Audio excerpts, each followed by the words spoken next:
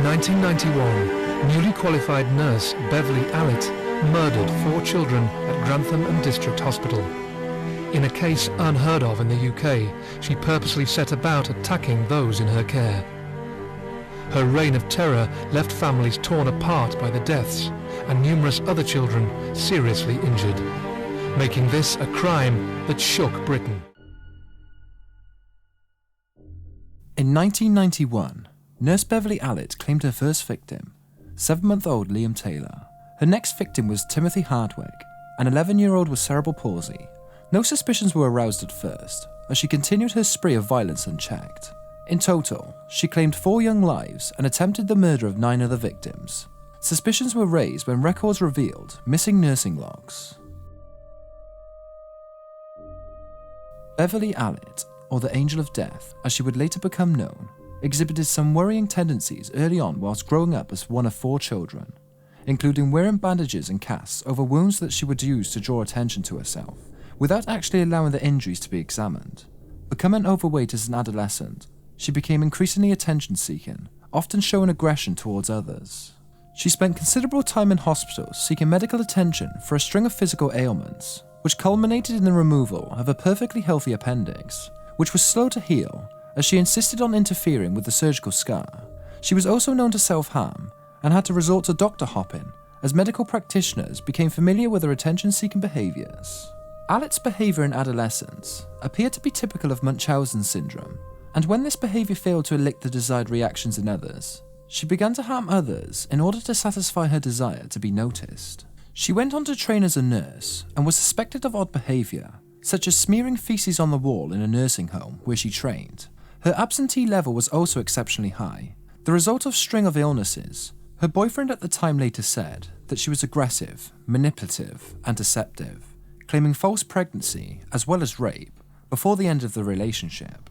Despite her history of poor attendance and successive failure of nursing examinations, she was taken on a temporary 6-month contract at the chronically understaffed Grantham and Kesteven Hospital in Lincolnshire in 1991, where she began working in Children's Ward 4. There were only 2 trained nurses on the day shift and 1 for nights when she started, which might explain how her violent, attention-seeking behaviour went undetected for as long as it did. On the 21st of February 1991, her first victim, 7-month-old Liam Taylor, was admitted to Ward 4 with a chest infection. Allit went out of her way to reassure his parents that he was in capable hands and persuaded them to go home to get some rest. Allit told them that Liam had suffered with a respiratory emergency, but that he had also recovered from it.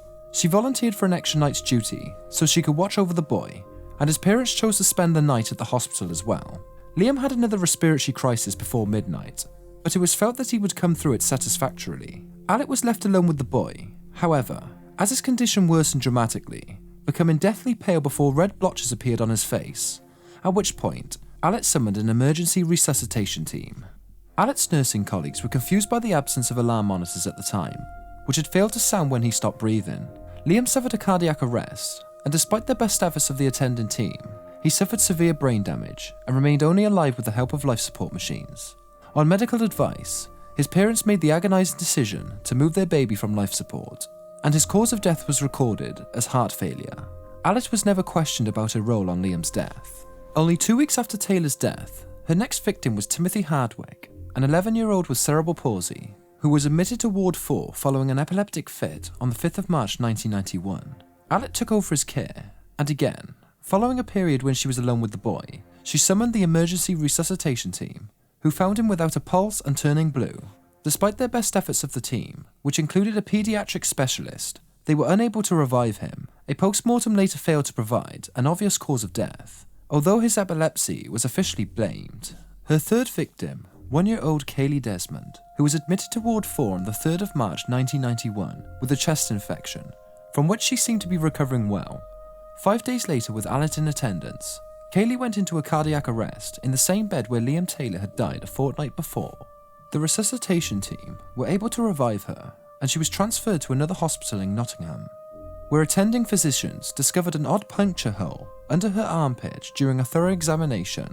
They also discovered an air bubble near the puncture mark, which they attributed to an accidental injection, but no investigation was initiated. 5-month-old Paul Crampton became Allitt's next victim, placed in Ward 4 on March 20th, 1991, as a result of non-serious bronchial infection. Just prior to his discharge, Allit, who was again attending their patient by herself, summoned help as Paul appeared to be suffering from insulin shock, going into a near coma on 3 separate occasions. Each time, the doctors revived him, but were unable to explain the fluctuation of his insulin levels. When he was taken by an ambulance to another hospital in Nottingham, Allit rode with him, and he was again found to have too much insulin. Paul was extremely fortunate to have survived the ministrations of the Angel of Death. The next day, 5-year-old Bradley Gibson, a pneumonia sufferer, went into an unexpected cardiac arrest, but was saved by the resuscitation team. Subsequent blood tests showed that his insulin was high, which made no sense to the attending physicians. Attendance by Allit resulted in another heart attack later that night, and he was transported to Nottingham, where he recovered. Despite the alarming increase in the incidence of unexplained health events, all in the presence of Allit, no suspicions were aroused at this time, as she continued her spree of violence unchecked. On March 22nd, 1991, 2-year-old victim Yik Hung Chan turned blue and appeared in considerable distress when Allit raised the alarm, but he responded well to oxygen. Another attack resulted in a transferal to a larger hospital in Nottingham, where he recovered. His symptoms were attributed to a fractured skull, which was a result of a fall. Allit next turned her attention to twins Kate and Becky Phillips, who were just 2 months old. They were kept in observation as a result of their premature delivery. A bout of gastroenteritis brought Becky into Ward 4 on April 1st, 1991, when Allit took over her care. 2 days later, Allit raised the alarm, claiming that Becky appeared hypoglycemic and cold to touch, but no ailments was ever found. Baby Becky was sent home with her mother. During the night, she went into convulsions and cried out in apparent pain, but when summoned, a doctor suggested that she had colic. The parents kept her in their bed for observation, and she died during the night. Despite a post-mortem, pathologists could find no clear cause of death. Becky's surviving twin, Kate, was admitted to Grantham as a precaution, and, unfortunately for her, Allit was again in attendance. It wasn't long before she was again summoning the resuscitation team to revive baby Kate, who had stopped breathing. Efforts to revive Kate were successful, but 2 days later she suffered a similar attack, which resulted in the collapse of her lungs. Following another revival effort, she was transferred to Nottingham, where it was found that she had 5 broken ribs, and in addition to having suffered severe brain damage as a result of her oxygen deprivation. In a supreme twist of irony, Kate's mother, Sue Phillips, was so grateful to Allit for saving her baby's life that she asked her to be Kate's godmother. Allit accepted willingly, despite having inflicted partial paralysis, cerebral palsy, and sight and hearing damage to the infant. 4 more victims followed, but the high incidence of unexplained attacks in otherwise healthy patients, and Allit's attendance during these attacks, finally caused suspicions to be raised at the hospital. Allit's violent spree was finally brought to an end with the death of 15-month-old Claire Peck on April 22nd, 1991, an asthmatic who required a breathing tube. While in Allit's care for only a few minutes, the infant suffered a heart attack. The resuscitation team revived her successfully, but when again alone in Allit's presence, baby Claire suffered a second attack, from which she could not be revived. Although a post-mortem indicated that Claire had died from natural causes, an inquiry was initiated by the consultant at the hospital, Dr. Nelson Porter, who was alarmed by the high number of cardiac arrests over the previous 2 months on Ward 4. An airborne virus was initially suspected, but nothing was found. A test that revealed a high level of potassium in baby Claire's blood resulted in the police being summoned 18 days later. Her exhumation discovered traces of lignocaine in her system, a drug used during cardiac arrest but never given to a baby. The police superintendent assigned to the investigation, Stuart Clifton, suspected foul play, and he examined the other suspicious cases that had occurred in the previous 2 months. He found unusual high doses of insulin in most, but further evidence revealed that Allit had reported the key missing to the insulin fridge. All records were checked, parents of the victims were interviewed, and a security camera was installed in Ward 4. Suspicions were raised when record checks revealed missing daily nursing logs, which corresponded to the time period when Paul Crampton had been in Ward 4, when 25 separate suspicious episodes with 13 victims were identified, 4 of whom were dead. The only common factor was the presence of Beverly Allit at every episode.